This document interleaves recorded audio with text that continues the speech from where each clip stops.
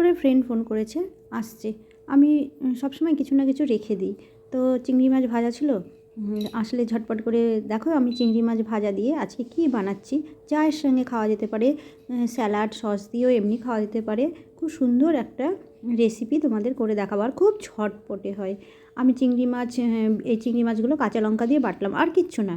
চিংড়ি মাছ কাঁচা লঙ্কা দিয়ে বাটলাম, সঙ্গে চালের গুঁড়ো আর একটু রুল ময়দা আর একটু কালো জিরা দিয়ে ডোটা মেখে নিলাম।